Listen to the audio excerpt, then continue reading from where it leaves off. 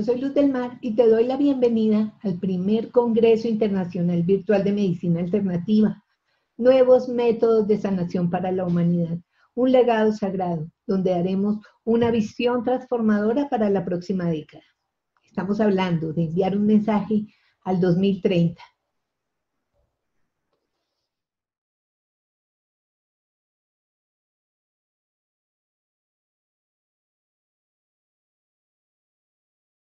Pedro Fávaro, él es peruano-argentino, ya nos va a contar cómo es esto. Él tiene una maestría en Buenos Aires en comunicación y cultura y tiene un doctorado en Montreal con un PhD de literatura, y su tema es la ancestralidad y la modernidad, una amalgama que ya nos va a contar, y es un personaje hermosísimo que tenemos que conocer, porque encaja divinamente en estos nuevos métodos de sanación para la humanidad, que de nuevos, la verdad, no tienen nada. Bienvenido, Pedro. Bueno, muchas gracias. Efectivamente, yo trabajo en la comunidad nativa de Santa Clara y Yarinacocha. Es una comunidad del pueblo indígena Shipibo-Conibo, en la que yo he fundado la Clínica de Medicina Ancestral y Centro de Estudios de la Sabiduría Ancestral Nishinete. Nishinete significa el mundo de la liana, porque Nishi es la palabra en Shipibo para la liana que se conoce como ayahuasca, que es la base de la bebida yagé. Entonces yo trabajo en esta comunidad gracias a mi matrimonio con Chunun Bensho, que es una artista y una mujer de sabiduría del pueblo indígena Shipibo-Conibo. Gracias a ese matrimonio yo he podido ser parte de la comunidad y también aprender de esta herencia medicinal. El abuelo de mi mujer era Ranin Bima. Ranin Bima era un médico tradicional, unaya, como se dice en la lengua shipibo, un unaya de gran sabiduría. Y él nos legó, nos heredó este conocimiento que viene desde hace cientos de años, si es que no miles de años. Y con esto lo estamos actualizando para aplicarlo en la terapéutica de pacientes que vienen también, algunos del entorno indígena, pero otros del entorno urbano. Pero sin perder nuestra identidad ancestral, podemos responder a sus enfermedades. Ahora, ¿cómo es el método de iniciación? ¿Cómo llega uno a ser médico? ¿Cómo llega uno a ser unaya? Primero, uno tiene que ser miembro de una familia que haya practicado desde antiguo la medicina. No podemos simplemente venir y pasar unos cuantos meses en la comunidad. Hay que ser parte y miembro de la familia para heredar la conexión con el mundo espiritual, con lo que en Shipibo se llama el Hakun Nete, que es el mundo sin maldad, el mundo de los dueños de la medicina, de los espíritus dueños de la medicina, los Ibo del mundo medicinal, del Raunete. Entonces uno empieza lo que en castellano mestizo se conoce como dietar y que en Shipibo se dice samá. ¿Cómo es la dieta? La dieta es que la persona que se va a iniciar se aleja de la comunidad, se va a vivir solo en el bosque, en un pequeño tambo, en un pequeño refugio, y ahí come alimentos muy austeros. No come sal, no come azúcar, no toma alcohol, no come ají. El chancho renuncia para siempre. El médico no vuelve a comer chancho, nunca más en su vida. Tampoco come, la mayoría de carnes rojas también las deja. Solo come algunos pescados de río y platanito verde asado. Puede comer un poco de arroz, un poco de lentejas, y esa es su alimentación. No tiene relaciones sexuales y no está cerca de nadie. Y en este proceso de soledad se baña con plantas, es decir, con aguas hechas con hojas que se disuelven en el agua, se baña con esas plantas o toma la corteza de los árboles y empieza la dieta. Entonces el cuerpo se va purificando en el proceso de la austeridad, de los ayunos, se va purificando, se va tranquilizando y va adquiriendo la temporalidad del vegetal. Entonces cuando entramos en la temporalidad del vegetal, el mismo olor del cuerpo humano cambia y se vuelve un olor similar a las plantas. Se puede decir que el ser humano se hace pariente de las plantas y entra en contacto poco a poco en sus sueños con los dueños espirituales de la medicina. Y son los propios dueños espirituales los que en su sueño le enseñan cómo ser médico, le transmiten la fuerza para poder curar de manera legítima. Estos procesos de dieta mínimo son 1 año para empezar a curar. Luego se puede ir profundizando 2 años, 3 años, 4 años, 5 años de dieta, y ahí ya somos médicos como los antiguos y ya podemos curar de manera legítima. Entonces, una vez que nos convertimos en médicos, en Onaya, empezamos a recibir a los pacientes. Ahora, ¿cómo hacemos el diagnóstico dentro de esta tradición ancestral? Hay tres formas. Primero es conversando con el paciente. El paciente nos va hablando de sus síntomas, de sus pesares y de sus estilos de vida. Ahí vamos descubriendo cuáles son los patrones que han enfermado a la persona, cuáles son los hábitos que le han traído la enfermedad o las transgresiones que le han traído la enfermedad. El segundo modo de hacer el diagnóstico es mediante los sueños. Es decir, una vez que una persona nos dice, ayúdame, necesito tu ayuda, quiero curar, y el médico acepta, se establece una conexión entre el médico y el paciente, y el médico va soñando cuáles son los males que aquejan al paciente. Es decir, para los modos de conocimiento indígena, para lo que podría ser la epistemología de los pueblos indígenas, el sueño es una herramienta válida para acceder al conocimiento y poder hacer el diagnóstico. La tercera etapa del diagnóstico se hace tomando la planta Oni, que es el ayahuasca o yagé. Entonces, el médico tradicional toma, no el paciente como se hace ahora comercialmente, sino tradicionalmente es el médico el que toma para realizar un ejercicio trascendente de la percepción, en el que con esa visión acrecentada pueda ver aquello que no se muestra a los ojos del cuerpo, es decir, hace un diagnóstico a partir del ojo del espíritu, con el cual descubre esas afecciones profundas y la causa de la enfermedad. Es decir, el médico no se cae en la sintomatología, sino que el médico tradicional va hasta el origen de la enfermedad para realmente curar. Entonces, una vez que se hace el diagnóstico, se decide qué plantas se van a proporcionar al paciente, ya sea en baños o que tomen las plantas. Y también con los cantos medicinales, lo que en el castellano mestizo en el Perú se llama el icaro, o con el behuá del pueblo indígena Shipibo-Conibo, con eso se empieza a cantar para limpiar al paciente. Es decir, la vibración del médico que ha dietado de forma legítima impacta en el cuerpo, en la mente y en el espíritu del paciente para curar. La medicina tradicional siempre trabaja de manera integral, holística, en tres niveles. Primero el cuerpo, que es lo que se llama el yora. Luego, en la parte intelectual emotiva, la psique, que es lo que en Shipibo se llama Shiná. Y luego en la parte espiritual, el kaya. Hay que ver, por ejemplo, si el paciente sufre de brujería o si el paciente él mismo ha hecho transgresiones que lo han enfermado en un nivel espiritual, hay que liberar el alma del paciente que se encuentra capturada. Por ejemplo, cuando tratamos el tema de las drogas. La droga no solo es una adicción a nivel físico, sino que también el espíritu, el alma del paciente está capturada por el mundo espiritual de la droga. Entonces es un combate espiritual en el cual liberamos al paciente. Y ese combate lo hacemos con las plantas y con nuestros cantos. Entonces, la primera función, o sea, se toma el ayahuasca cuando es necesario. No en todos los casos es necesario tomar.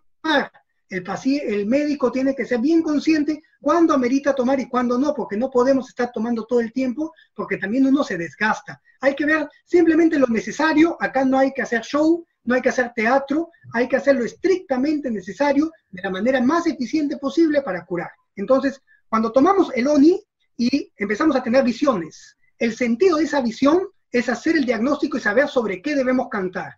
Para eso la mente del paciente, del médico, tiene que estar libre de toda preocupación, de todo apego o todo deseo egoísta. Tenemos que estar en un estado de vacuidad interior para poder captar. Entonces, en el proceso de la toma de ayahuasca como antes, el médico un poco que se contagia de la enfermedad del paciente, es decir, la enfermedad del paciente nos choca y la empezamos a sentir en el cuerpo. Podemos sentir dolor de cabeza, podemos sentir pensamientos inquietos, podemos sentir malestar del estómago. Entonces el médico no se tiene que identificar, tiene que saber que eso viene del paciente. Yo creo, según mis estudios, que la mente humana no es productora del pensamiento, sino que la mente humana es como una antena y los pensamientos están pasando todo el tiempo. Entonces no debemos identificarnos con esos pensamientos, apegarnos a esos pensamientos, sino que debemos observarlos. y ver que no vienen de nosotros, sino que muchas veces vienen del paciente. Entonces, cuando estamos en ese estado de vacuidad, sin ningún deseo personal, sin ningún deseo egoísta, simplemente guiados por la compasión de Dios, por la compasión del Espíritu, ahí vemos cuál es la enfermedad que aqueja al paciente y primero la vencemos en nuestro cuerpo y luego en el cuerpo del paciente. Entonces, el canto abre la visión y el canto abre los mundos medicinales. Por ejemplo, yo puedo cantar.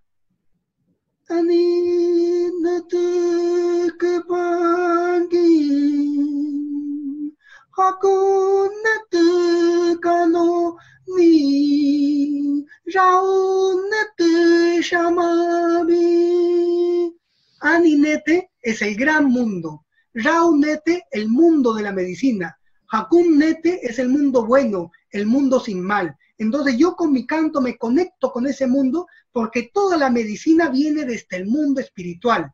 Es decir, en los movimientos neochamánicos que han tergiversado un poco la tradición, siempre se habla del poder, que el médico tiene un poder, que lo que ellos llaman chamán, que no es una palabra que nosotros usamos onaya, que el médico tiene un poder. Yo no estoy de acuerdo con esto, yo no creo que el médico tenga un poder. El médico lo que tiene es una conexión. El médico es un vehículo para que la medicina encarne en su voz y se materialice y pueda ahí afectar y llegar incluso a penetrar hasta un nivel molecular y genético del paciente para poderlo curar. Esa es la potencialidad de la vibración humana cuando llegamos a tener una conexión con el mundo espiritual. Es decir, toda la medicina viene de este mundo de los dueños medicinales y viene en última instancia del Nete Ivo, que es el dueño de todo lo existente, que es el creador, el gran espíritu, el gran misterio, la luz del espíritu. De ahí viene todo. El ser humano no es nada, sino que simplemente es un vehículo para que esa medicina suceda. Entonces ahí viene, y esa fuerza toma cuerpo en la vibración, en las frecuencias vocales del médico. Entonces vamos curando y vamos viendo, ¿no? Vamos viendo qué tiene el paciente. Entonces vamos penetrando. Es muy importante, la primera parte de toda terapéutica es limpiar el aparato digestivo. El ser humano piensa con su estómago. Entonces, cuando tenemos malos aires, aires inquietos, aires que están dando vueltas en el estómago, lo que en chipío se llama maya niwe, sukas niwe, eso es lo primero que tenemos que limpiar porque eso afecta el pensamiento. Esas personas que nunca pueden estar en el aquí y en el ahora, que siempre están yéndose hacia otra parte, ¿no? Eso es porque viene desde el estómago. Entonces, desde esos aires inquietos en el estómago afectan el pensamiento y por eso el paciente nunca está en el aquí y en el ahora. Siempre está ahí, su pensamiento se va hacia otra parte. Entonces, limpiando el estómago, se calma la mente. Y lo ideal es que el paciente no tenga pensamientos negativos. Es decir, la medicina en su origen es del pueblo y para el pueblo. Es decir, no es necesariamente para grandes intelectuales, sino que hay que tener una mente sencilla, hay que tener humildad y hay que tener fe y hay que querer sanarse. Porque ni el mejor médico puede curar a quien no se quiere sanar. Hay una responsabilidad en el paciente en cumplir las restricciones de la medicina y también en querer sanarse y en pedir ayuda. Las plantas tienen inteligencia, tienen conciencia y participan del lenguaje. Entonces, el paciente debe pedir, igual que el médico, que la persona se cure y que Dios cure al paciente mediante las plantas. Y las plantas entienden, y las plantas cuando ven humildad, cuando ven sencillez, ahí van curando. Cuando ven arrogancia, la misma arrogancia choca con la planta y no permite que se efectúe el proceso de tratamiento. Entonces, el canto va curando, ¿no? Entonces vamos cantando Hakuma boni huevo. Hakuma es malo, Hakumabo es en plural, y ni huevo son los malos aires. Hakuma boni huevo, pisha, pisha, baingin. Entonces se va limpiando. El médico tiene una fuerza acá, que viene de como tuviera una antena acá, una torre acá, por la cual se conecta y sale la fuerza por acá. Entonces, la palabra del médico es performática porque ejecuta lo que dice. Entonces, cuando dice voy limpiando, efectivamente va limpiando. Y luego viene la parte en que hay que combatir, por ejemplo, contra la brujería, o hay que combatir contra el espíritu de la droga, combatir contra la brujería con nuestros cantos. Entonces ahí viene la parte en que los cantos hacen más fuerte. Se habla que el canto tiene como un motor. Incluso se usa una expresión mestiza que es bewan máquina, ¿no? Que nos conectamos con todos los árboles y las plantas que el médico ha dietado durante su iniciación. Entonces, por ejemplo, la planta ispingo. Entonces el médico le canta al ispingo y penetra hasta la raíz del ispingo, y luego va ascendiendo y toma toda la fuerza de la tierra, y va ascendiendo con toda la dureza del tronco, la rectitud del tronco, y luego conecta con las partes, con las altas ramas que se conectan con el sol, con la lluvia, con las estrellas. Entonces, la fuerza del canto viene de la dieta, viene de las plantas y de todo lo que le da vida a la planta. Y en última instancia viene del espíritu. Entonces, se conecta con eso y entra y defiende a su paciente. Ya es una lucha por defender. Y luego vienen los cantos para perfumar el cuerpo del paciente, para tranquilizar, para alegrar su pensamiento, para traer su alma de vuelta al cuerpo. Por ejemplo, curamos mucho lo que es el susto. El susto es una separación a partir de un trauma del cuerpo espiritual, del cuerpo físico. Entonces hay que volver a traer el alma del paciente al cuerpo para que vuelva a sentirse bien. Entonces así vamos curando con los cantos. Ahora, muy importante es también tener nuestras plantas, porque también con las plantas hay que saber qué planta se aplica para cada enfermedad. Acá en la Amazonía tenemos gran cantidad de plantas, por eso el médico siempre cura en su casa que está cerca a su huerta y cerca al bosque, de donde extrae todas las plantas para hacer su tratamiento.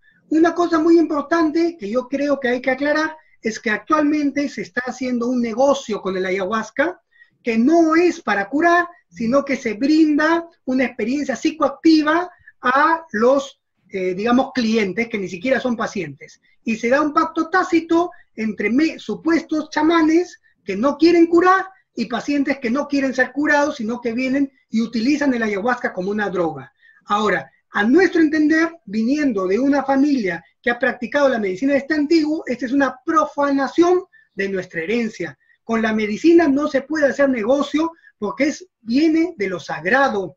Entonces lo sagrado no es mercantilizable, lo sagrado no es negociable. Entonces, este conocimiento no solo es un conocimiento teórico, sino que éticamente uno tiene que ser solvente. Los dueños de la medicina nos ven como somos. Y si no somos gente generosa, si no somos gente compasiva, si no somos gente humilde, no nos dan el conocimiento, sino que nosotros mismos dietamos, pero nos perdemos y torcemos el conocimiento y nos limitamos a lo que es el conocimiento de la brujería.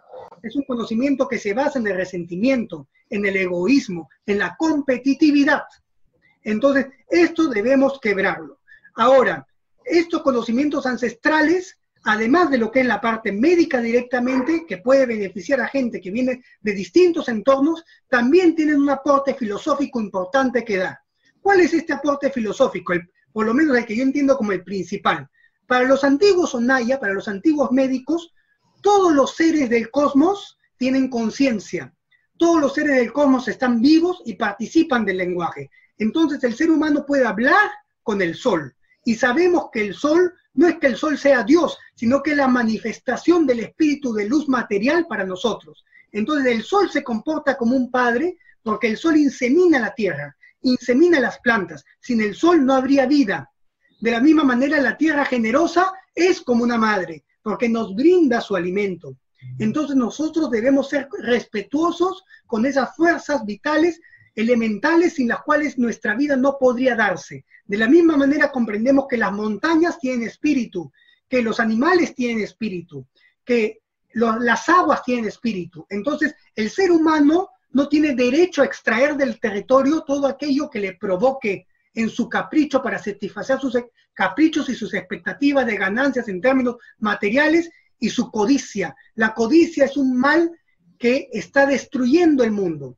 Y estas antiguas filosofías o estos antiguos saberes ancestrales ponían freno a la codicia porque entendían que el ser humano se tenía que mover en la vida con respeto, respetando la vida de los otros y extrayendo de la naturaleza aquello que le era necesario para vivir y sostener a su familia, pero no más que ello. Aquel que corta árboles movido por su codicia enferma su espíritu, se cutipa, como decimos aquí, y ese mal entra en su corazón, y esa rabia entre en su corazón y por eso nunca va a poder tener relaciones estables a nivel familiar. Ahora, mucha gente está obsesionada cuando viene a tomar el ayahuasca por las visiones.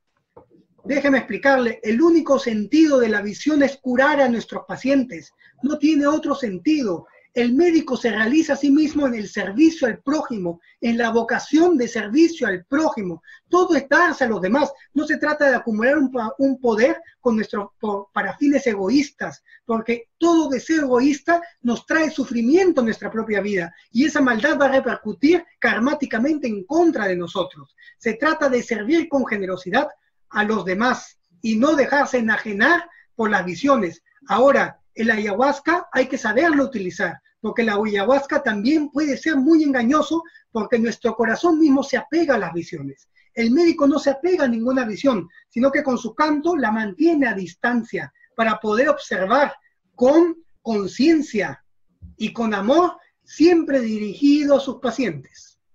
Qué lindo. Me encanta escucharte hablar desde ese conocimiento profundo y también desde ese saber hacer, de responsabilidad y compromiso con lo que implica ser un médico, con lo que implica tener un paciente bajo nuestra responsabilidad y con lo que implica ser un ser humano de bien, como tú lo has dicho.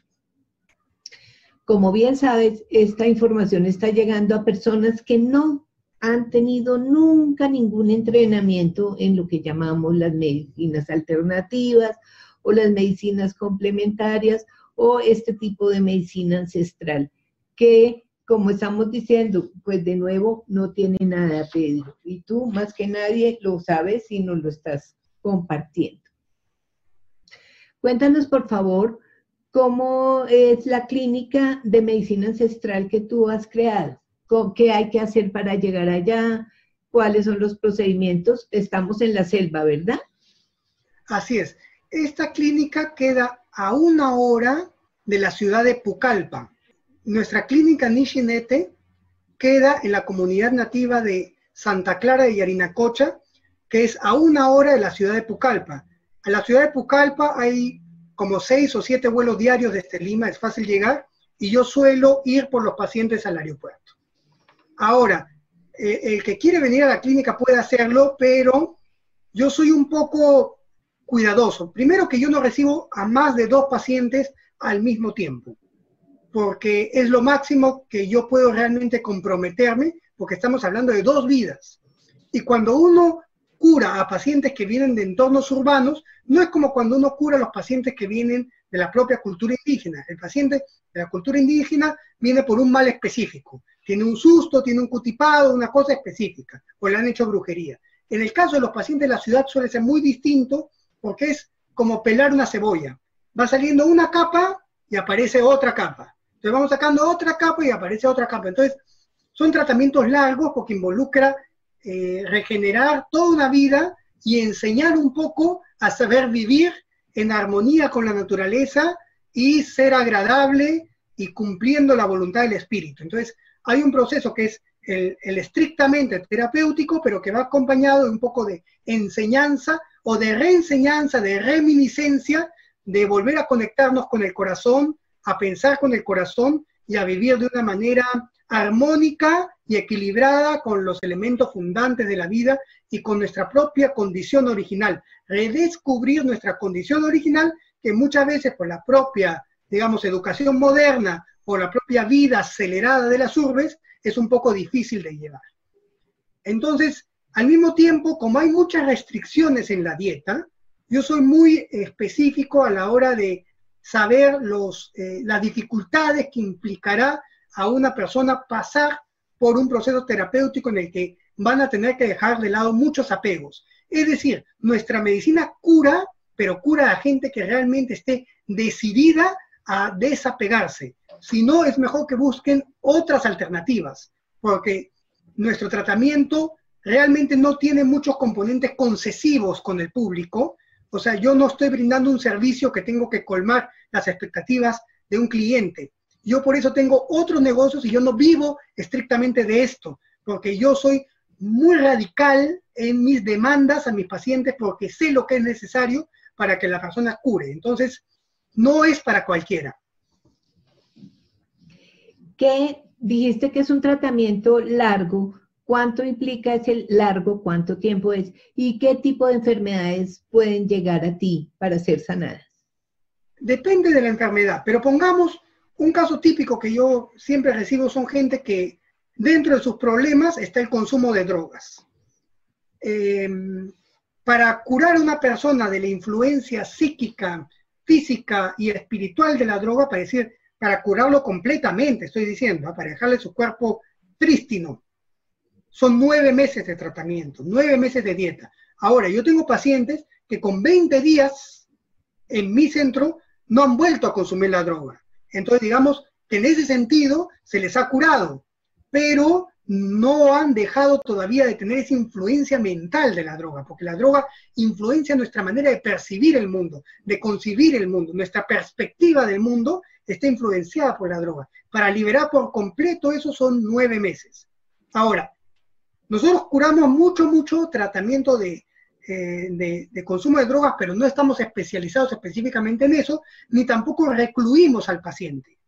Entonces tiene que ser gente que realmente haya llegado a un nivel de desesperación tal que quiera dejarlo todo por curarse y que acepte que necesita una ayuda del mundo espiritual. Es decir, solos por el ejercicio autónomo de nuestra razón y nuestras facultades, siempre vamos a fallar, siempre vamos a generar más sufrimiento para nuestra vida. Necesitamos que la luz del Espíritu compasivamente nos fortalezca y nos dé la voluntad. Hay que entender que el ser humano solo siempre va al fracaso. Ni el médico puede curar por sí mismo, ni el paciente puede curar por sí mismo. Necesitamos orar, necesitamos conectarnos, necesitamos esa humildad para saber que necesitamos de esa ayuda. Ahora, nosotros podemos curar diversos tipos de enfermedades. Hemos curado enfermedades inmunológicas, cánceres en en niveles iniciales. Es decir, no podemos extraer el tumor, pero sí podemos acompañar el pre y el postoperatorio. Reumatismo, artritis, fibromialgia, bueno, muchos casos de brujería hemos curado. O sea, hay cantidad de enfermedades que la gente sin saber tiene su origen también en la brujería, porque es un mito pensar que en la edad moderna se ha acabado la brujería. Eso no es real. La gente sigue practicando estos asuntos mágicos movidos por su egoísmo. Es más, nada más pensemos en la fuerza de la palabra. Con la palabra podemos herir a una persona y podemos alegrar a una persona. Eso lo puede hacer cualquiera. Con el pensamiento mismo, cuando el pensamiento es envidioso, resentido, trancamos a la otra persona a la cual envidiamos. Ahora imaginemos si nos hemos entrenado, si nos hemos pactado para hacer daño. En el Perú hay gente de todas las clases sociales, al igual que en Colombia, que van y practican brujería. Gente de las más clases altas y gente del pueblo. No es ni siquiera exclusivo del pueblo. Ahora, incluso en Francia hay tradiciones esotéricas, masónicas, mala influencia del Caribe. En todas partes del mundo se cuecen habas. Entonces, existe la brujería, es real y puede llegar a determinar el comportamiento de una persona. Evidentemente, si tenemos una práctica espiritual y estamos conectados con la luz del Espíritu, es mucho más difícil que eso entre. Pero no basta con orar mágico, el rezo mágico religioso, digamos, a la imagen de la Virgen de Guadalupe, ¿no? Estamos hablando de tener a la luz del Espíritu en nuestro interior, de realmente comportarnos según la voluntad de Dios, y no simplemente orar mágicamente y negociar con Dios. O sea, obviamente, si uno está íntegramente en unidad con Dios, es mucho más difícil que la brujería repercuta sobre nosotros, pero la brujería repercute por nuestras propias debilidades. Entonces ahí hay un momento en el que el paciente no puede por sí mismo liberarse y necesita la ayuda de un médico. Ojo que yo digo médico y no utilizo el término maestro ni es gurú, porque el maestro, el gurú, es una persona que exige ser adorado y que genera una dependencia de sus pacientes. Si yo genero una dependencia de mis pacientes, entonces yo no los estoy curando porque les estoy generando un nuevo cautiverio, una nueva dependencia. Y curarse significa ser libre. Por eso no dependemos del médico, sino que el médico es una persona que en un momento determinado de nuestra vida nos ayuda con aquello que no podemos curarnos por cuenta propia, pero de quien necesitamos siempre de la luz del Espíritu. Y Él nos fortalece. Y Él nos permite ser personas libres. La verdad nos hace libres. Pedro, hablaste de los cantos que impactan el cuerpo, la mente y el espíritu y abren la visión a los mundos medicinales. Volvamos al tema, por favor. Entonces, la persona que ha dietado desarrolla lo que en Shipibo se llama Kano. En el Shipibo coloquial, Kano es la estructura de la arquitectura, pero en el Shipibo poético, Kano es conexión. Entonces el médico tiene una conexión con el mundo espiritual.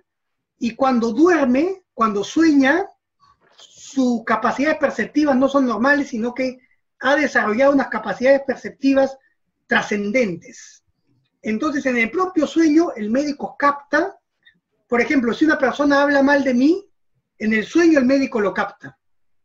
Asimismo, capta la enfermedad del paciente. Y también cuando se toma el ayahuasca, el yagé se capta también qué es lo que tiene el paciente. Entonces ahí vamos viendo, por ejemplo, un paciente que está afectado por el excesivo consumo de marihuana. Normalmente lo primero que vemos es un aire, un arcoíris acá, que le causa dolor de cabeza. Entonces vemos como el arcoíris y vemos un aire amarillo, que en Shipibo se llama Panshin Niwe. Entonces hay que cantar al Panshin Niwe. Panshin Niwe Shamabi Pico, pico, bota, y así el canto va botando este Panshin Niwe.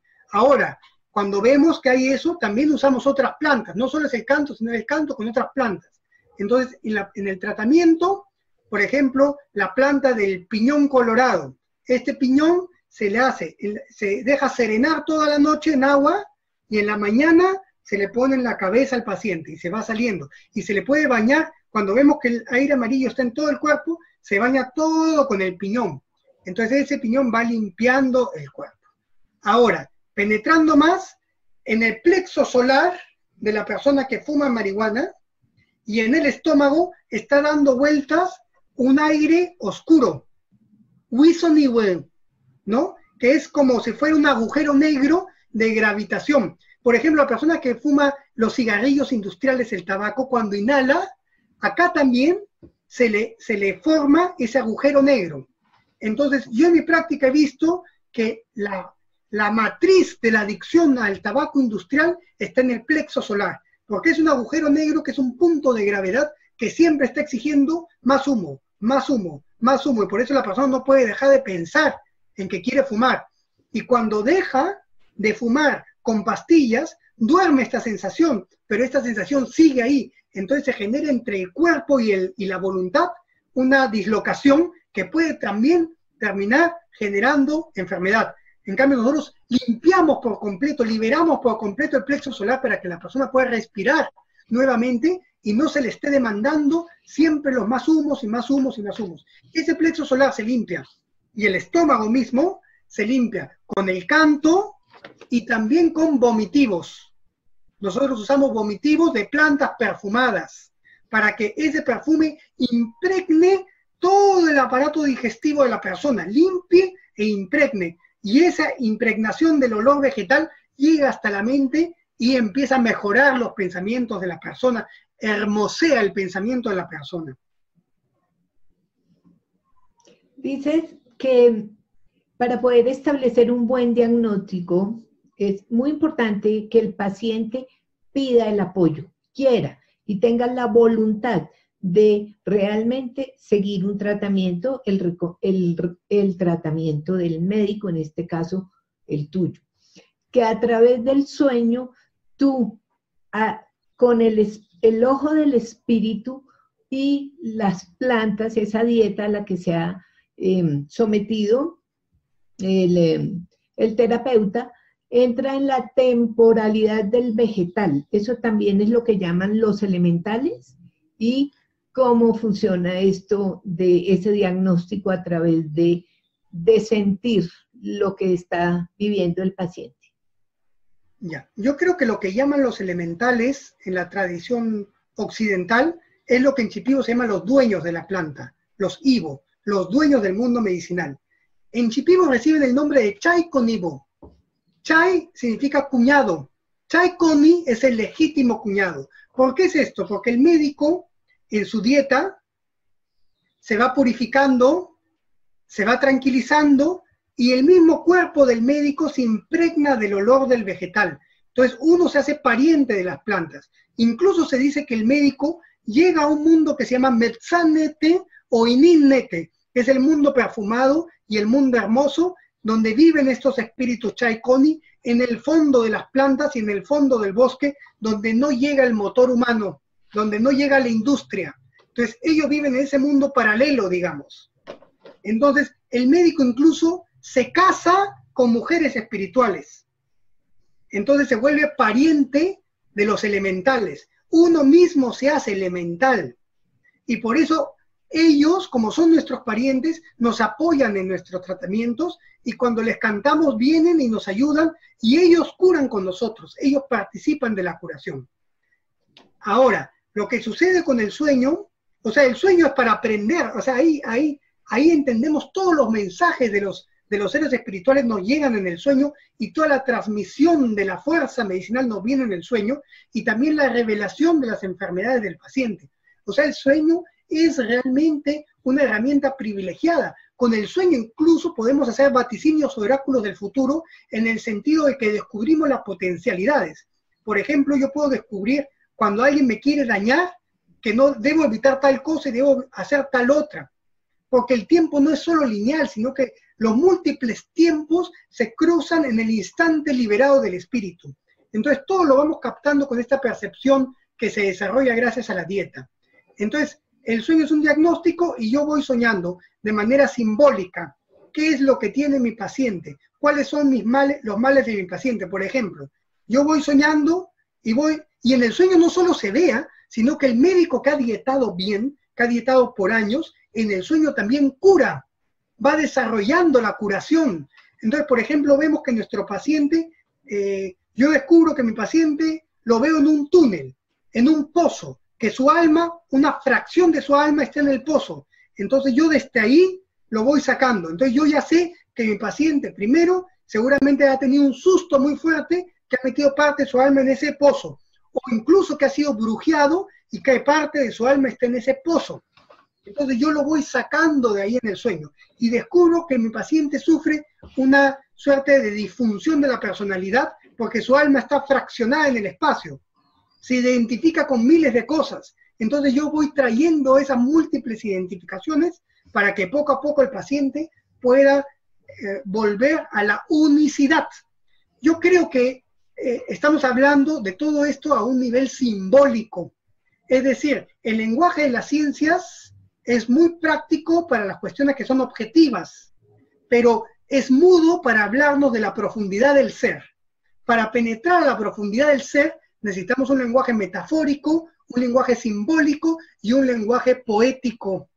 Por eso esto, con quien más podríamos relacionarnos sería con los arquetipos de Jung.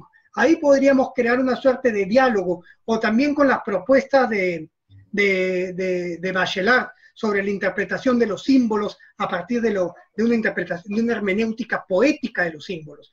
Entonces ahí se puede generar el diálogo. Es posible dialogar, a mi entender, con la ciencia moderna, pero para eso es necesario que la ciencia moderna reconozca que tiene aspectos autoritarios en los que le niega voz a lo que no responde al método científico. Es decir, a partir de los pensamientos cartesianos de René Descartes, se cree que la única forma de llegar a la verdad es mediante la duda metódica, la objetividad y las matemáticas. Eso es una forma efectivamente de llegar a la verdad, pero no a toda verdad.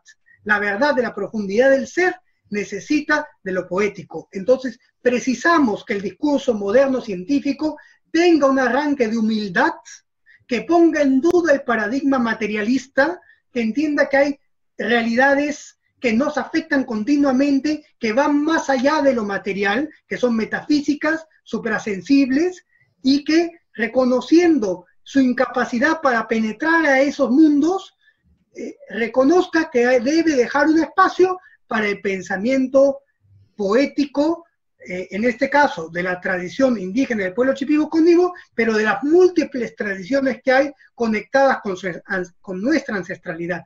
El problema de la modernidad es que en su búsqueda de progreso ilimitado y de permanente superación de lo anterior, escinde al ser humano porque lo separa de la naturaleza y lo separa de su ancestralidad.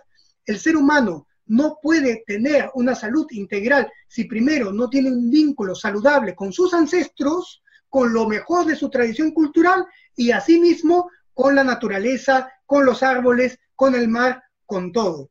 Es decir, la mayor parte de las veces venimos de familias fracturadas, de familias que traen fuertes cargas que a veces pretendemos callar, separándonos, modernizándonos, pero lo que tenemos que hacer es tener el valor para penetrar en esas, digamos, cargas familiares y curarlas. Y así nuestra acción será libre. ¿Qué entiendo yo por libertad? Que mi acción responda al aquí y a la ahora, sin estar condicionada por el pasado. Es decir, yo debo hacer lo que el Maestro Jesús enseñaba, que era renacer. Si yo renazco, mi acción no está condicionada por el pasado, sino que es libre. Y el único modo de renacer es con el espíritu. La gente quiere curarse tomando ayahuasca, la gente quiere curarse siendo vegetarianos, haciendo yoga y meditación. Todo es muy bueno, pero son solo medios. Si carecemos de la luz del espíritu, no rompemos con esa costra de vanidad, de egocentrismo y de egoísmo que es necesario romper para realmente tener una salud. Humildemente creo que el único sentido que tiene la vida del ser humano, siendo tan breve, siendo tan pequeña, siendo tan fugaz, es servir a nuestros hermanos y a nuestras hermanas en este mundo. Si no servimos al prójimo, nuestra vida no tiene sentido alguno porque es vanidad de vanidad. Pedro, hablas del aquí y el ahora. Entiendo que para esa recuperación debe haber vacuidad, que para las personas que no conocen esta palabra es estar sin tiempo, sin nada en la mente. Y esa vacuidad limpio, un recipiente desocupado, para ser llenado, porque toda la medicina, como tú dices, viene del espíritu del creador, en una conexión con este cuerpo, que en este caso es el vehículo, para poder penetrar a nivel molecular en el paciente. Retomemos eso, por favor. Es muy importante lo de la vacuidad. Ni una gota nueva entra en la botella llena.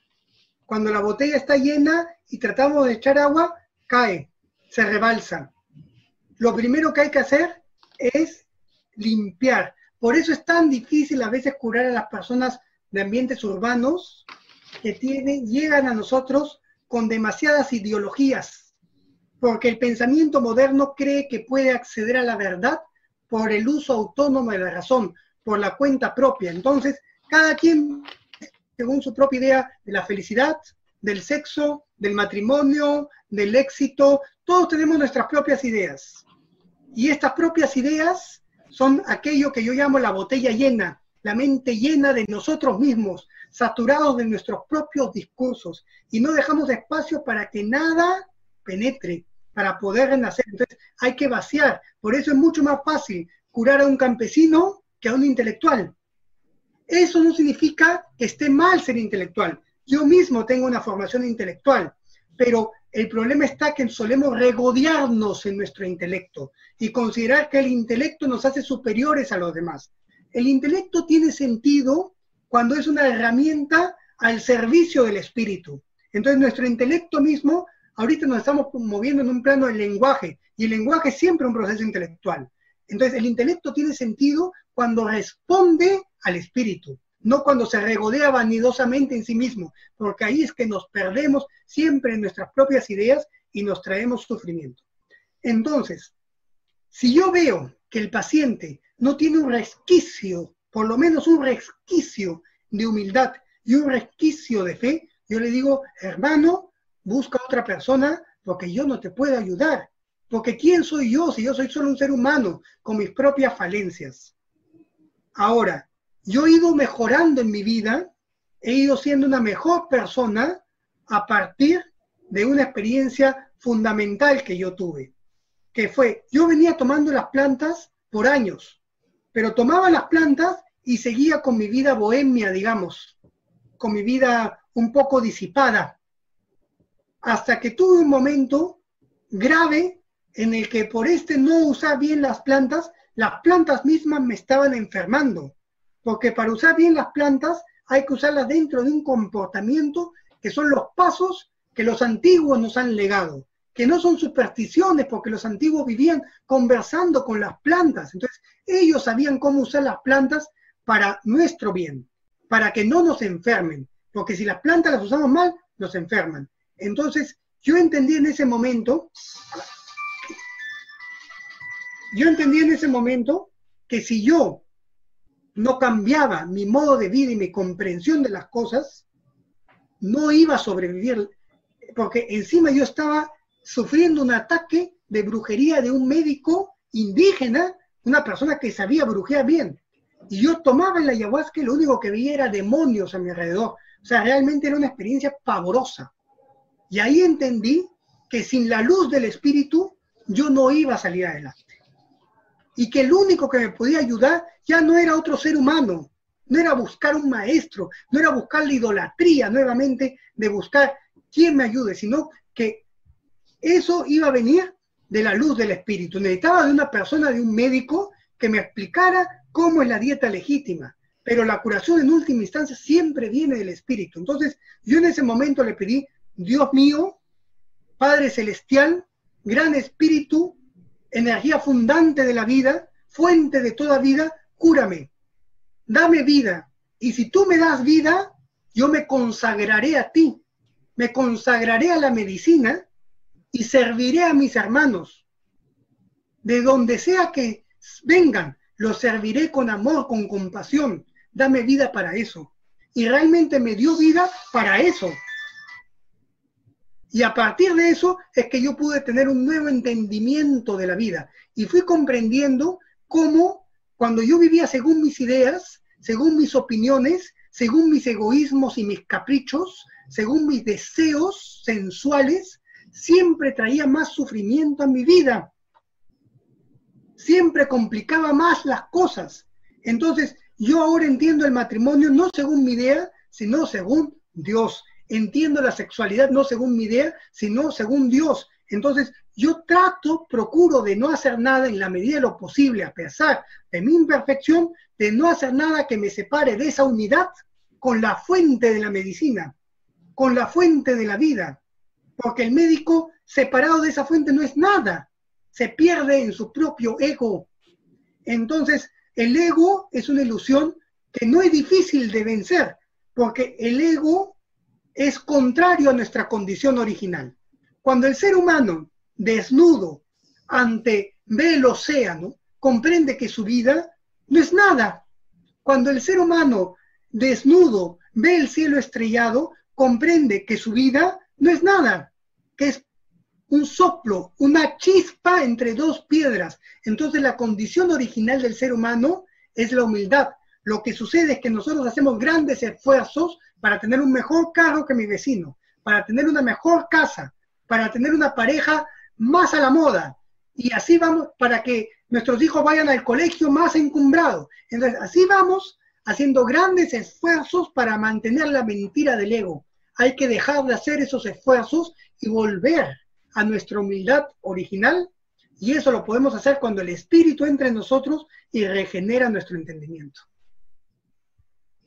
Dijiste que como médico no debemos permitir que identificarnos con la enfermedad del paciente, ya que en la labor que tú haces ya cuando el sueño, a través del sueño se te ha dicho lo que ese paciente tiene, dijiste, la enfermedad de ellos nos choca, o sea, nosotros como terapeutas estamos sintiendo lo que ese ser está viviendo. De esta forma es que podemos, lo que se llamaría la empatía, pero que no debemos permitir que nosotros nos identifiquemos con lo que él está viviendo para precisamente permitir que a través de su voluntad, que somos un intermediario entre el cielo, ya llámalo como tú quieras, espíritu, Dios, naturaleza, universo, y lo que es la voluntad del paciente. Entonces, lo que estoy entendiendo es que entre el cielo y la tierra, tú eres ese intermediario, ¿es correcto? Eso es correcto. Incluso tengo entendido que el ideograma en chino para ser humano da cuenta que el ser humano en un estado legítimo es un intermediario entre lo celeste y la materia. Tanto es así que nosotros debemos procurar espiritualizar nuestra materia, al punto de que ya no estemos gobernados por los deseos del estómago, por los apetitos, sino que estemos siempre regidos por el amor del espíritu. Entonces, cuando yo trato, por ejemplo, un paciente que tiene un pensamiento inquieto, muy inquieto, hasta digamos de múltiple personalidad, ese mismo pensamiento quiere entrar en mí, porque yo lo estoy captando en mi conexión, pero yo debo entender que no es mi inquietud, porque si yo pienso que es mi inquietud, yo mismo me inquieto y hago cosas que atentan contra mi unidad con la medicina. Entonces yo tengo que comprender que ese pensamiento no es mío, sino que la mente lo está captando. O sea, la verdadera potencialidad aún no estudiada por la ciencia de lo que es la mente, es que la mente es una antena. La mente capta, la mente percibe pensamientos que van por el aire. Entonces yo debo identificarme. Entonces, cuando yo trato al paciente y vienen esas visiones, yo tengo que saber que no son mías, que yo no se las estoy produciendo, porque yo estoy en vacío, yo estoy sin apego, sino que vienen de él. Entonces ahí es que sintiéndolas en mi cuerpo, yo las puedo captar. Ahora, para mí, para todo médico que tiene un tratamiento profundo, curar es bien difícil porque nosotros mismos nos enfermamos. Cuando yo tengo un paciente que tiene el estómago, digamos, realmente con malos aires, a mí me puede dar hasta diarrea. Es lo normal, porque me choca el pensamiento. Ahora, con la mala alimentación, ¿qué es lo que pasa? Mucha gente, por ejemplo, cuando comemos las carnes rojas con mucha sangre, ¿no? O con grasa, buena parte de esa carne resulta indigerible para el cuerpo. Y se acumula en los intestinos, se acumula en el colon. Y luego eso pasa hasta la sangre. Y la sangre misma se envenena. Y cuando la sangre se envenena, la comunicación intercelular se hace imposible. Y ahí es que surgen enfermedades como el cáncer, por ejemplo. Entonces, es muy importante purificar el cuerpo y purificar la sangre. Siempre hay que empezar por el cuerpo. Limpiando el cuerpo, limpiamos el pensamiento. Es decir, un cuerpo necesita estar vacío, necesita estar saludable para poder ser templo del espíritu. Si estamos demasiado llenos de carne y demasiado llenos de cosas no dirigidas y de malos aires, incluso, por ejemplo, la persona que tiene una vida sexual promiscua, que va de pareja en pareja, en pareja, en pareja, eso también le genera malos aires en el estómago. Y todo eso es que tenemos que limpiar con las plantas. Por eso es tan importante tener esta conducta ética. Ahora hay mucha gente, estos chamanes, que se aprovechan de su poder mental para acostarse con pacientes.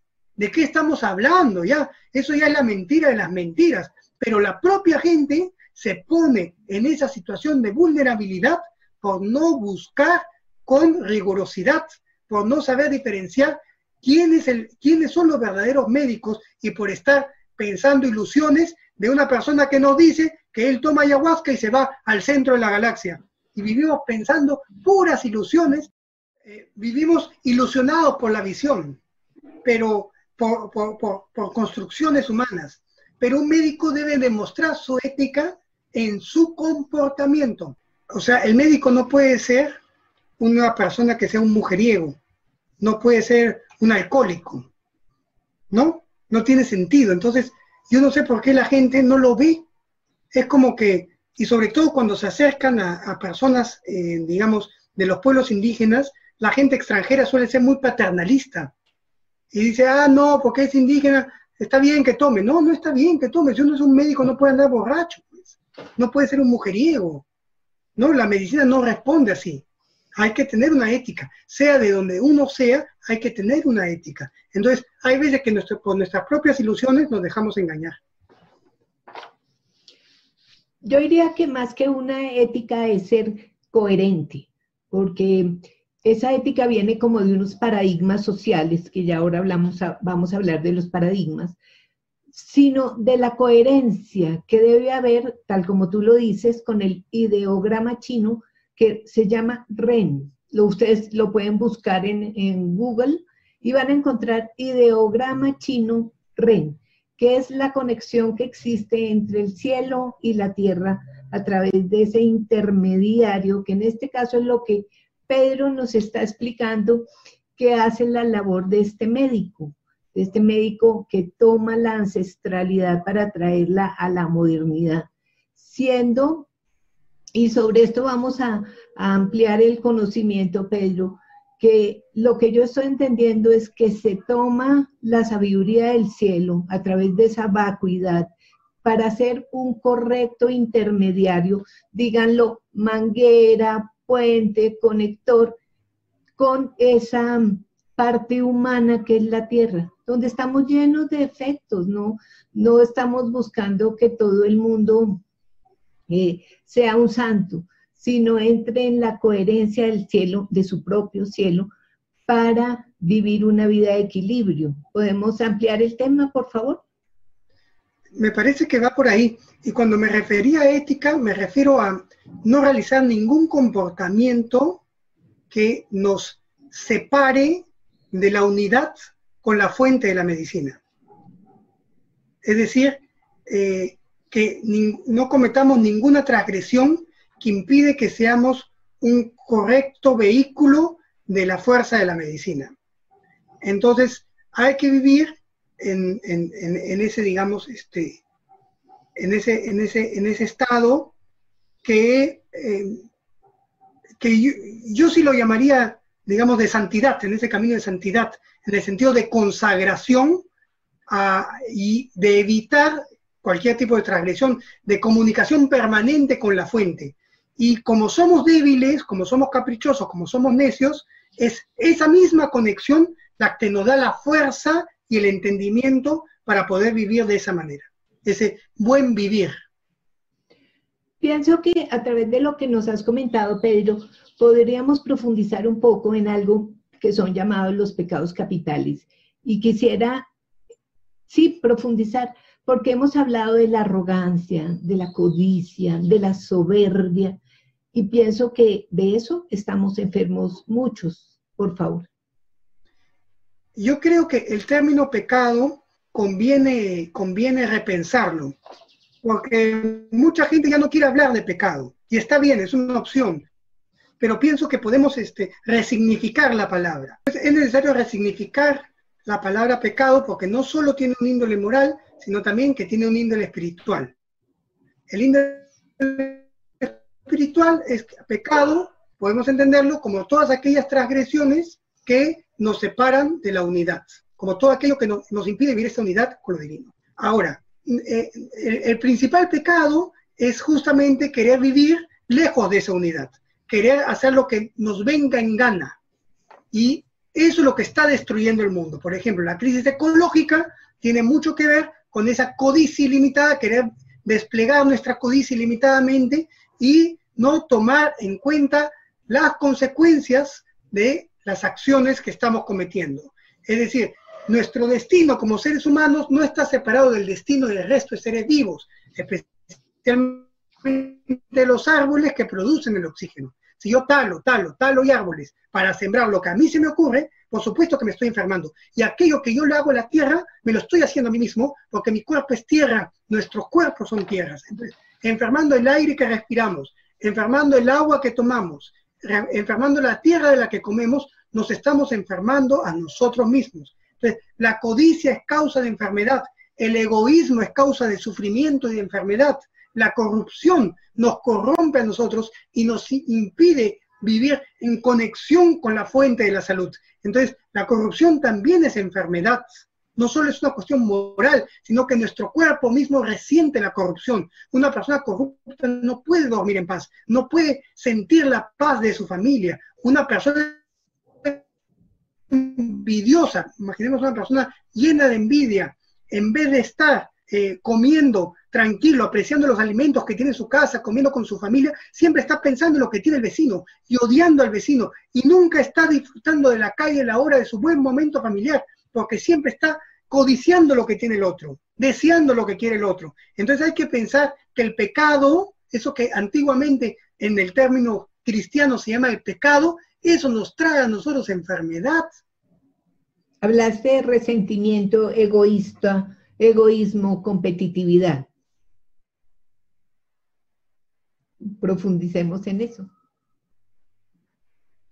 Bueno, creo que vivimos en un mundo que está fundado en el sistema hegemónico, digamos, con la competitividad. Incluso uno de los paradigmas casi indudables de las ciencias modernas es la evolución en términos darwinistas, es decir, que la humanidad evoluciona en base a la competencia. Sin embargo, nuevas posturas de biólogos, porque hay que recordar que Darwin no era un biólogo, no era un naturalista, era un teólogo. Nuevas posturas en base a biólogos nos están diciendo que la fuente de la evolución humana no está en la competencia, sino en la cooperatividad, en el cooperativismo, en el que colaboremos los unos con los otros. La competencia es fuente de malestar. Entonces, hemos de entender que debimos servirnos los unos a los otros y no tanto competir, que si fundamos un sistema vital, político, económico, basado principalmente en la competencia, eso ineludiblemente va a formar un mundo enfermo, el cual va a enfermar a todos los que participen de él. De la misma manera, el resentimiento, el volver a sentir una y otra vez el mal que nos han hecho y sentirnos víctimas y no hacernos responsables nosotros mismos del sufrimiento que hemos permitido que otros nos causen por nuestras propias carencias. Es decir, más saludable es entender que nosotros hemos participado del sufrimiento que otros nos han causado y así hacernos responsables y perdonar, porque el perdón nos libera de seguir siendo víctimas. La víctima es siempre una persona que está condicionada por su victimario. En el momento que yo perdono y que yo olvido la ofensa, yo me vuelvo libre y mi acción ya... En última instancia, yo lo que creo es que no hay mayor riqueza que saber estar contentos. Y tener esa paz interior, precisamente, que nos lleva a esa coherencia de lo que queremos convertirnos. También hablaste de esas palabras bonitas, contraparte de que son la generosidad, la compasión, la humildad. ¿Cómo transformamos eso que estábamos hablando, de estos sentimientos, a esta parte bonita que nutre el alma? Primero, que como usted bien sabe, las palabras no son solo palabras. Las palabras son fuerzas convocantes. Entonces, debemos procurar tener un lenguaje acorde con la fuente de la que viene nuestro conocimiento. Entonces, usar buenas palabras, porque con las palabras curamos. Miren lo que hemos dicho del canto. Es la palabra llevada a su máximo nivel de potencialidad, una palabra capaz de transformar y de curar y de aliviar el sufrimiento. Pero no es necesario ser médico para que podamos hacer un buen ejercicio de las palabras. Cuando una persona tiene la luz del Espíritu, sus palabras se alinean con esta luz y son luminosidad en sí mismas. Van curando, van alegrando, van sanando a las personas. Ahora, lo que yo creo, en mi humilde opinión, que lo único que rompe lo que yo creo, en mi humilde opinión, es que lo único que nos libera de esas negatividades es cuando consagramos nuestra vida al Espíritu y el Espíritu entra en nosotros.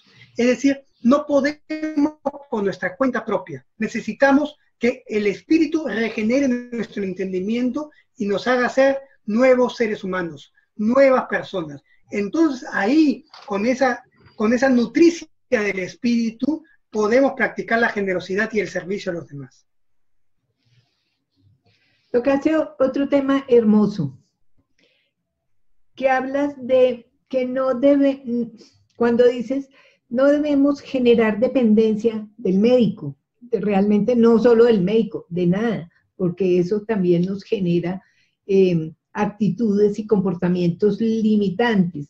Hay personas que en nuestra tradición urbana pueden llegar a decirme, llevo 20 años con este médico, yo siempre digo, cambia de médico, estamos en el lugar incorrecto, porque se ha convertido en una práctica de que es conveniente también que no se mejore, o no hay ese compromiso y esa identidad de querer sanar. ¿Tú qué opinas, por favor?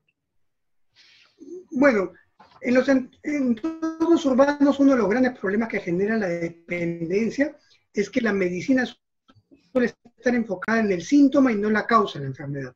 Entonces, cuando tú atacas el síntoma, lo que genera es que nunca vas a... Es decir, el retorno de lo reprimido, de lo que habló Lacan, ¿no? Todo lo reprimido retorna. Entonces vamos generando dependientes y enfermedades, o sea, enfermos crónicos que dependen permanentemente de la farmacéutica. Entonces, cuando vamos a la causa y realmente curamos a la persona, eso tiene un tiempo, por ejemplo, hablamos de 9 meses de tratamiento, pero la persona luego ya no dependerá de nosotros. O sea, podremos seguir siendo sus amigos, pero ya no depende de volver a nosotros, sino que uno es libre cuando está, digamos, en sí mismo, puede lidiar con las dificultades de la vida. Ahora, yo creo que esa libertad, como he dicho repetidas veces, no viene de nuestras propias fuerzas, sino que la única dependencia saludable es la dependencia absoluta del ser humano con el mundo espiritual. Eso sí que dependemos, pero de nada más en este mundo hemos de depender, porque todos nuestros apegos son causa de sufrimiento. Nosotros vamos a sufrir de acuerdo a nuestros apegos. Es decir, hay sufrimientos que son un tanto ineludibles. Por ejemplo, se me muere mi padre. Voy a sufrir, es lógico, pero la gran mayoría de sufrimientos, esos sufrimientos son pocos en la vida. La gran mayoría de sufrimientos son, en cierta medida, autoinfligidos por nuestros apegos. Hablamos de las adicciones y en este caso se ha tocado el tema de la adicción a la droga. Sin embargo, somos adictos al televisor, a la comida, a las emociones, a que me golpeen, y estamos en lugares que hoy en día se llaman tóxicos. Dijiste, Pedro, que la matriz de la adicción de la droga está en el plexo solar. ¿Es en ese mismo lugar donde se sienten esa matrix de todos los apegos y adicciones? Lo que yo creo que normalmente estamos buscando, que algo, una respuesta en el mundo exterior, en los demás. Por ejemplo, puede haber una dependencia al reconocimiento social. Entonces dependemos de la opinión de los demás. Y esa es una de las peores dependencias que puede haber, porque siempre te va a fallar, porque la opinión del otro sobre ti es inestable. La misma persona que un día dice te quiero, al día siguiente puede decir te odio y habla mal de ti ante los demás. Porque la gente es así de cambiante. La opinión pública, la naturaleza de la opinión pública es cambiante. Por ejemplo, por eso la vida de los políticos que dependen permanentemente de la opinión pública es totalmente inestable. Entonces, la raíz final que nos libera de las dependencias, volvemos al mismo punto, es el espíritu. Dejar de buscar afuera para empezar a buscar a el Dios dentro nuestro, lo que hay de divino dentro nuestro, lo que hay de sagrado dentro nuestro. Entonces, más que buscar respuestas en el mundo exterior, hemos de buscar la paz en nuestro interior. El que logra la paz en su interior deja de depender de las cosas del mundo exterior. O sea, puede o no puede tener dinero. Y si tiene dinero, no amará el dinero, sino que lo usará para el bien suyo y el bien de los demás. No se apegará, no habrá esa adicción adicción al dinero, ese amor al dinero, que según San Pablo es la fuente de todos los males. Entonces, siempre debemos buscar en el ser humano interior, en nuestra propia alma, las respuestas. Y esa propia alma recibe respuestas cuando se reconecta con su origen divino. Es decir, en el centro, en el núcleo del alma, hay un componente increado, hay un componente que viene de Dios mismo. Entonces, cuando nos conectamos con el mundo espiritual, el espíritu entra en nosotros e ilumina esa esencia divina en nuestro propio interior. Y conectados con esa esencia, podemos ser libres, podemos tener paz interior y liberarnos de los apegos. Durante 15 años fui entrenada por un hombre sabio, desde mi punto de vista. Omar Barreto ya falleció, tomé con él la planta del yagé durante 15 años, entrenada sobre la gnosis, sobre la medicina china, y todo este proceso energético, 15 años, pues realmente fui entrenada por el cielo directamente.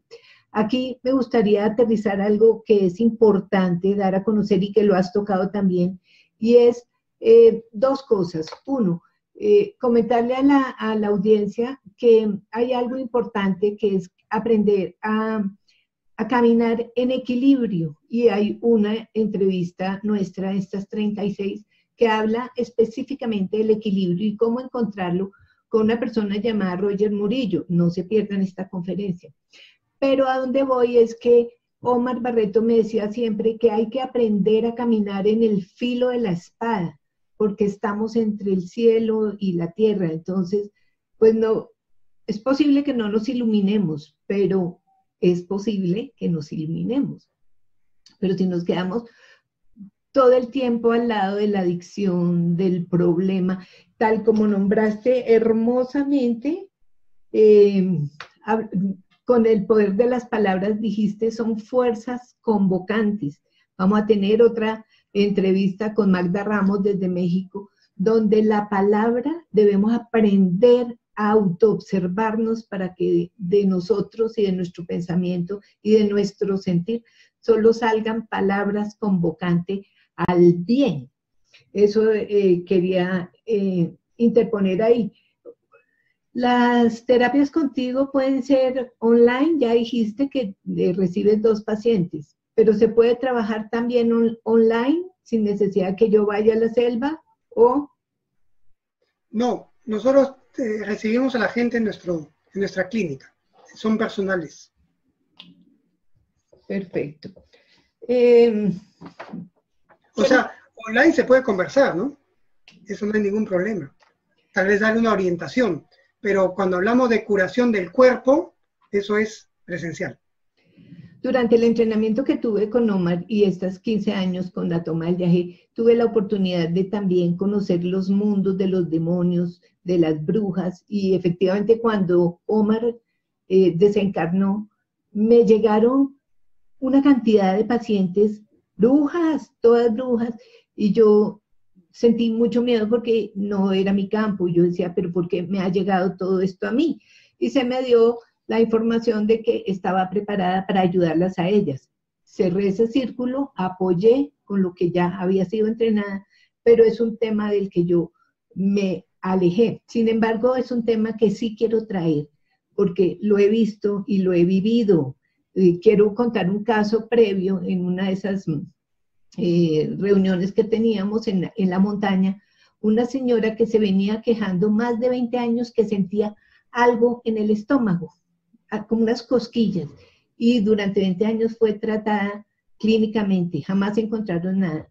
Esta ocasión en que coincidí con la señora que tomó yagé, delante de unas 15 o 20 personas, cuando ella vomita, sale un animal así de grande, una cucaracha grandísima, y se adentra en la montaña. Dicen que uno no cree en brujas, pero que las hay, las hay. Entonces, sí me gustaría tocar este tema porque no es un tema que se puede tocar con un charlatán, no es un tema que puede estar con la persona que le dice, le amarro su marido y se lo sostengo aquí al lado suyo. Bajemos esa información, Pedro, por favor.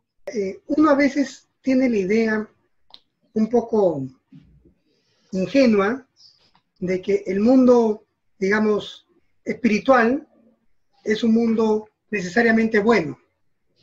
Cuando en el mundo espiritual hay fuerzas oscuras y fuerzas lumínicas en igual cantidad.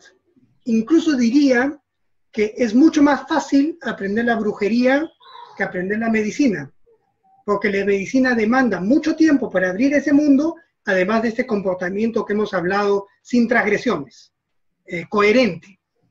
Entonces, la brujería es un asunto muy real. Y hay gente que se entrena de distintas maneras para realizar la brujería. Como yo no soy experto en ese campo, no sé exactamente en qué consiste, lo que yo sé es por lo que yo veo a la hora de tener que curar a mis pacientes o por lo que a mí mismo me hacen. Entonces hay gente que, por ejemplo, profana tumbas. Hay gente que trabaja con los muertos. Hay gente que trabaja con libros de magia para hacer oraciones negativas. Hay gente que trabaja con los santos del santoral católico, pero hace la santería, ¿no? Lo que se llama el vudú también, ¿no? Hay gente que aprende, hay todo tipo de conocimientos ligados al mal. Y gente que se va pactando y se va pactando cada vez más, va vendiendo su alma cada vez al demonio para poder realizar estos actos de maldad. Incluso hay gente que puede llegar a materializar serpientes víboras para que piquen a su víctima, ¿no? Y digamos, el pacto les va exigiendo, por ejemplo, que un familiar suyo muera.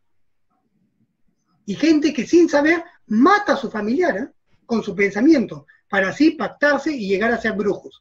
Evidentemente, mientras el médico no tiene un poder, el brujo sí que tiene un poder. Ejerce un poder en base a su egoísmo, pero al mismo tiempo está controlado, poseído por la brujería. Porque sus dueños son los espíritus que hacen el mal. Es decir, todo el mundo en este mundo, todo el mundo en esta vida sabe con quién se pacta, ¿no? Hasta el criminal, digamos, el sicario, para cometer su asesinato, antes se arrodilla y tiene su santo, al cual se preasigna, ¿no? Todo el mundo se protege a un nivel espiritual. Hay incluso gente de la mafia que hace brujería. Son cosas que uno no sabe cuando se mueve en este discurso moderno y sobre todo que no se confiesan. Pero el que menos va, aunque sea una vez a la bruja por su curiosidad, como dicen, ¿no? Y practican artes o ciencias que no vienen directamente de la luz del espíritu. Entonces, fundadas siempre en el resentimiento y en el egoísmo, en la competencia, en todos esos sentimientos hostiles, que como venimos años practicándolos, por eso son tan fáciles de abrir al mundo de la brujería, ¿no? Entonces, para dejar eso de lado, para practicar lo que viene de otro, desde la luz, hay que consagrar nuestra vida al espíritu y entender que nosotros solo somos vehículos para que esto suceda.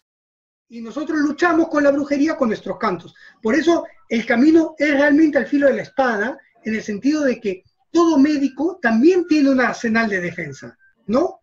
Hay que transitar una ruta intermedia para saber cuándo es importante sacar nuestra agresividad, pero de una manera positiva para defender al paciente, porque yo estoy defendiendo a un paciente que está siendo víctima de una persona que tiene mucho más conocimiento de él, y este paciente no sabe cómo defenderse. Entonces, hasta cierto punto, en el mundo del espíritu y en el mundo de la medicina, hay un guerrero espiritual.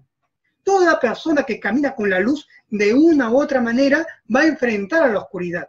Y tenemos que tener las armas adecuadas para realizar ese enfrentamiento. Por eso, la gente se equivoca cuando piensa, por ejemplo, que Jesús era un hippie pacifista, ¿no? Jesús abocaba por la paz, abocaba por el amor, pero también era muy rígido a la hora de marcar la separación de la paja del trigo, ¿no? Entonces hay una espada que es la espada del espíritu, con la cual tenemos que defendernos de todas aquellas fuerzas malignas que quieren destruir y parasitan al ser humano. Porque el ser humano puede ser parasitado por entidades negativas del mundo demoníaco. Entonces debemos dejar de alimentar esas fuerzas con nuestros malos actos, con nuestros malos pensamientos, con nuestros malos hábitos, con nuestros hábitos malos en el sentido de no buenos, en el sentido de no integrados con la luz. Es importante que nuestra audiencia entienda que esto es un proceso personal e intransferible. y viene de la voluntad de esa persona. Nadie va a decirle a uno, usted tiene que cambiar, tal como nos dijo Pedro, que ningún médico va a poder curar si el paciente no hace su trabajo, es solo ese intermediario. Entonces, es importante que tengamos en cuenta que es un trabajo personal, de ti decide, tú decides. Y cuando tú tomas la decisión, el cielo te va templando, te va dando el siguiente escalón, la próxima nota que se llama dar la octava, y en la medida en que tú te templas y haces tu trabajo, nuevos procesos se van a despertar en tu vida. Hablamos de que el yagé se ha convertido... Exactamente. Hablamos de que el yagé se ha convertido en un negocio. Quiero hacer una charla también un poco más profunda con este tema, porque yo personalmente he sido entrenada 15 años tomando el yagé. Sé el valor que esto tiene y la responsabilidad con que este hombre que me entrenó hacía su proceso con un yagé traído directamente de la Amazonía, precisamente con una ritualidad en la preparación y con una ritualidad en la toma como tal y el proceso que sigue. Pedro, el yagé con el que el doctor en este pueblo que tú nos hablas, que lo toma es el doctor, no el paciente. ¿Cómo es la preparación del yagé y qué efectos produce en la persona? ¿A dónde quiero llegar? Porque de todas maneras hay muchas personas a nivel mundial que son eruditos hablando del yagé y sí era un tema que quería tocar en alguna de las conferencias, pero solo podría tratarlo con una persona eminencia como tú, que tienes todo el conocimiento de una maestría y un PhD y una ancestralidad internamente, porque solo quien conoce puede hablar de lo que esto es. Entonces, por favor. A mi entender, hay una peligrosa apropiación cultural de los saberes indígenas en general.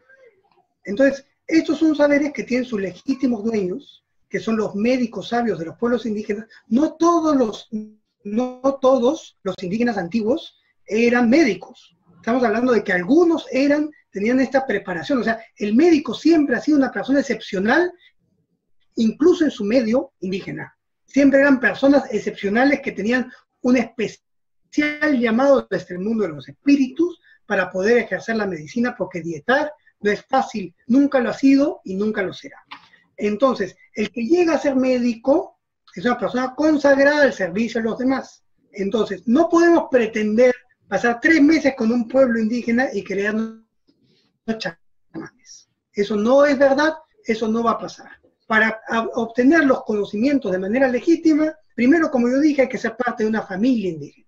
Hay que conocer la lengua indígena, porque los cantos son muy importantes que sean hechos en la lengua indígena, porque la lengua indígena desde antiguo ha conversado con las plantas y se ha hecho en el uso con las plantas. Entonces, la frecuencia vibratoria de la lengua indígena abre los mundos espirituales de una manera que el castellano no puede siempre abrir. Hay partes que se pueden hacer en castellano y otras partes que no se pueden hacer en castellano. Entonces, el conocimiento de la lengua es fundamental. Compartir con la gente, vivir con la gente, compartir los sufrimientos de la gente también. No dar nada a cambio, no es así. Por eso el conocimiento se da en la hermandad, en el parentesco, en la convivencia. Es muy delicado el tema de la apropiación cultural. No podemos ser conquistadores del espíritu. Hay que ser un poco más humildes. Y como dije, no hay que negociar con lo sagrado, no hay que mercantilizar lo sagrado, porque eso siempre va a ser muy peligroso. Es un camino muy peligroso que a los mismos pacientes los está enfermando. Yo veo personas acá que quieren haber cambiado la vida con el ayahuasca, convertirse en un hippie. Curarse es ser un elemento positivo de la sociedad. Eso debe estar muy claro. Ahora, la mayoría de antropólogos que han trabajado en la Amazonía pasan unos cuantos meses, 9 meses con los pueblos indígenas y de ahí dan la información. No es suficiente, hay que pasar años. Hay que uno mismo pasar los procesos de iniciación. Hay que conocer la lengua. Es sumamente importante este punto. Entonces, esos miles de libros de los que tú hablas dan información a partir de cosas muy parciales. Y hay que entender que este conocimiento nunca se le va a dar a cualquiera. Este conocimiento pasa en la intimidad de la familia. Es decir, a mí las informaciones más importantes me las han dado cuando, por ejemplo, a las 12 de la noche o a la 1 de la madrugada, luego de una sesión, me empiezan a hablar mis tíos, los tíos de mi esposa. Es que yo recibo la información más importante. Yo convivo todo el tiempo con familiares que son médicos indígenas, todo el tiempo, toda mi vida, mi esposa, mis sobrinos, mis tíos, mis abuelos. Tengo a quien llamar así en todo el pueblo indígena, en las lógicas indígenas. Mi suegro, yo no le digo suegro, le digo papá. A mi suegra yo le digo mamá. Yo soy parte integrante de una familia que ha practicado este antiguo y por eso puedo hablar con cierta autoridad. Si no, no podría hablar y daría información tergiversada como la están dando todos los demás, porque yo mismo he sido antropólogo, yo mismo he pasado, digamos, investigando las plantas sin ser miembro de una comunidad, sin ser miembro de una familia, y sé cómo ha cambiado mi percepción a partir de que me integré a la familia de mi esposa. Es un cambio de 180 grados.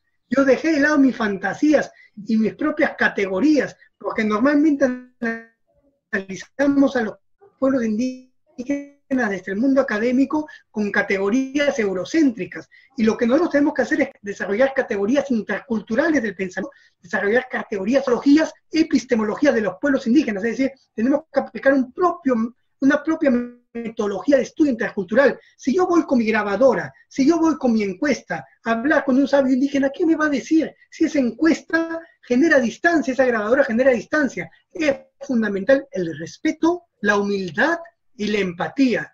Y el médico indígena puede parecernos muy humilde, pero él en el mundo espiritual es un gran rey, es un inca, y tiene ese gran conocimiento que debemos saber, valorar y respetar, y no lo vamos a engañar. Él va a saber realmente quién es una persona humilde. Ahora, todos esos chamanes dan información adecuada al gusto de sus pacientes, para no tener problemas, porque el cliente siempre tiene la razón.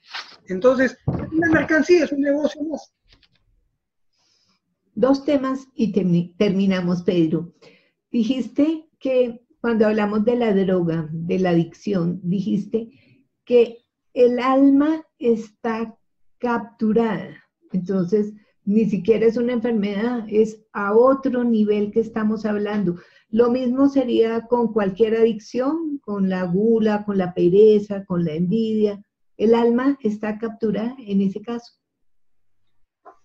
Mire, yo le puedo decir que en el caso de la droga, esto es seguro. Pero, por ejemplo, digamos, cuando uno ve pornografía, una y otra vez ve pornografía y va enfermando su mente, va pervirtiendo su mente, y le va dando entrada a ideas cada vez más nocivas de la sexualidad, que pueden derivar, digamos, en una violación, en pedofilia, en lo que sea.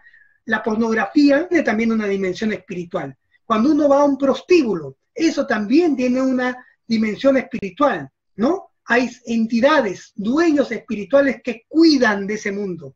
Y uno se vuelve partícipe de esa corrupción, enfermando su alma y vendiendo su alma. Porque todo, o sea, el ser humano es multidimensional, la realidad es multidimensional. Está este mundo de la contundencia material, pero también hay muchos mundos cada vez más sutiles de dependencias o gobernadores o potestades espirituales. Y no lo digo solamente yo, el cristianismo primitivo lo decía. Por eso San Pablo dice, no tenemos lucha contra carne y sangre, sino contra huestes, principados o gobernadores en las regiones celestes.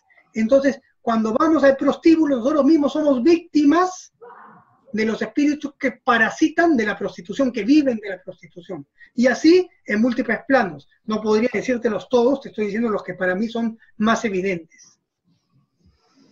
Hay algo que me encantaría contemplar, pero que es un tema muy largo y te quiero invitar a que lo grabemos aparte como una conferencia, y es sobre los arquetipos de Jung. Es parte del objetivo del Congreso hablar de la simbología y de los arquetipos, pero de eso nadie sabe, o sea, de eso yo no he encontrado quien lo hable, porque dentro de mi última toma de Yagé, que fue ahora en Semana Santa precisamente, este congreso es canalizado, todo me lo han dado directamente. Y se me dio la instrucción de trabajarlo a nivel de arquetipos. Entonces yo hablé con todos los conferencistas y todos, bueno, sí, pero cero, porque no está dentro de del proceso chamánico de ellos, no saben la connotación. ¿A dónde quiero llegar? Que si las personas, y que sería el objetivo último del Congreso, que es que si una persona aprende a interpretar el lenguaje del alma y a interpretar las señales del cielo, se cura, porque lee lo que le está pasando en su entorno, pero eso solo se va a dar a través de arquetipos. Pedro, ¿lo podríamos hacer?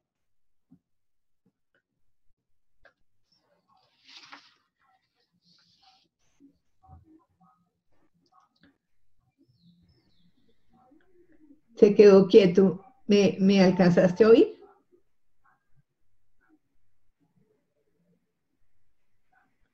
Ok, aquí ya no estoy grabando, ya esto no es extra conferencia. Quería consultarte si crees que podamos aterrizar ese tema contigo, que es meternos en el mundo del espíritu totalmente con esos arquetipos de Jung, pero poderlos aterrizar a palabras de centavo para que 20.000 personas aprendan que hay un arquetipo, que hay una simbología, y con eso podemos combatir la oscuridad y nuestra luz. Yo no soy especialista en Jung, me falta mucho, es más, es muy poco lo que he leído de Jung, más he leído a Bachelard, pero todo lo que yo hago se mueve a nivel de los símbolos. Claro. Por eso mi diagnóstico, yo siempre le explico a los pacientes, ojo que el diagnóstico que estoy dando es a un nivel simbólico. Porque, por ejemplo, cuando yo veo, por ejemplo, en mi visión, petróleo,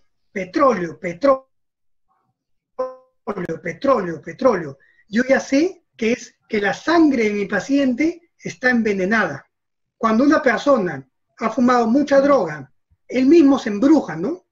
Entonces yo empiezo a ver arañas, su mente está con telarañas, empiezo a ver murciélagos, empiezo a ver serpientes, cobras. Yo sé que esa es la brujería que él se ha autoinfligido, ¿no?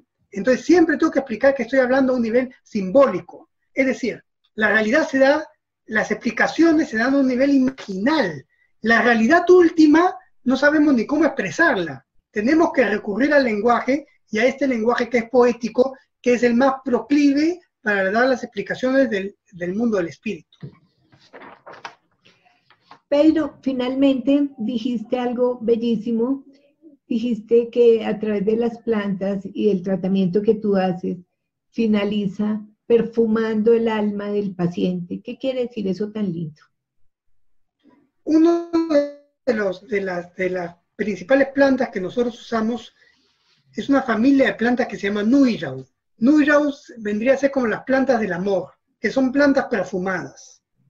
Claro, el utilizarlas mal te lleva a eso del amarre, le traigo a su esposo, ¿no? Este es el uso burdo, digamos, ¿no? Pero el uso correcto, legítimo, espiritual, es abrir el mundo del inígnete, del mundo perfumado, y con esa fuerza perfumada, perfumamos la vida del paciente, perfumamos el cuerpo del paciente, perfumamos la mente del paciente. Entonces mejoramos su vida, mejoramos su pensamiento, mejoramos sus relaciones, mejoramos incluso hasta sus oportunidades laborales, ¿no? Porque vamos abriendo todos los mundos que estaban cerrados por estas mismas trancas que uno mismo en la dureza de su pensamiento se causa. Entonces vamos abriendo toda posición con esos cantos del perfume que vienen, que es de la parte, digamos, femenina de la medicina. La parte masculina, siempre a nivel arquetípico, ¿eh? La parte masculina es la parte más activa, la parte de la guerra. La parte femenina es la parte de la curación profunda, del perfume profundo del cuerpo, de tranquilizar al paciente, de hermosear la vida del paciente. Entonces, toda la medicina es contenta. La medicina se basa en una alegría. Es raro no con raro bewaka, raro makina kaya.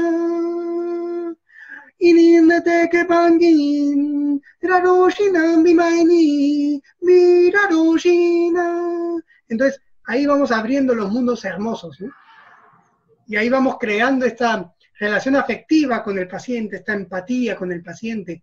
Y vienen las mujeres dueñas del mundo medicinal, y ellas van cantando, y ellas van tejiendo un diseño, el diseño típico del pueblo shipibo se llama Kené. Entonces, estas mujeres van tejiendo el diseño en el cuerpo y hermoseando y perfumando el cuerpo, porque el diseño viene con un canto y viene también con un perfume. Y eso es lo que envuelve al paciente para ya finalizar la curación. Y al final, ya vemos que el cuerpo del paciente está impregnado con la planta y que ya está impregnado con la luz del espíritu. Y ahí ya sabemos que esta persona se curó y vemos un cuerpo hermoso, pero un cuerpo no hermoso en el sentido de que cumple con los prototipos de belleza de la mercadotecnia, sino un cuerpo hermoso que significa impregnado del espíritu, un cuerpo espiritualizado. Pedro, muchísimas gracias. No quiero irme sin que nos cantes un canto que perfume nuestro espíritu, por favor. A ver. Bewa, bewa, shamabi, no con bewa, shamabi, ininate que bangin, inim bewa, shamabi, ojo no ma boshama. Nawashama kanoni maton yora devi maton yora devi no con hakun bewa shama kanoni akin kano abano Metzabewa abano,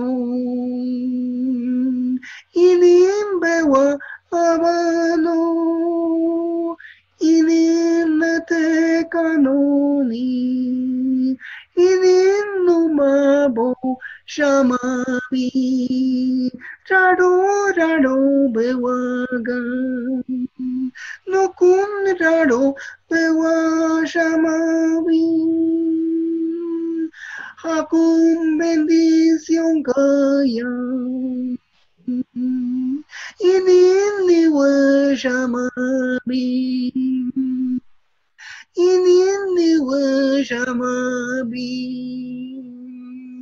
inin meso simaga no ira u shamabi inin paro shamabi inin roni shamabi hakum medicina no kum medicina shama kanoni no kum metzabewa abano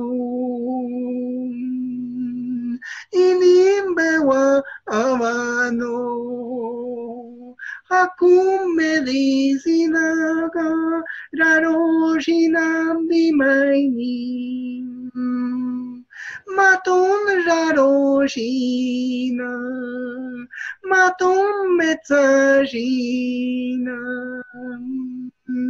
maton metzashina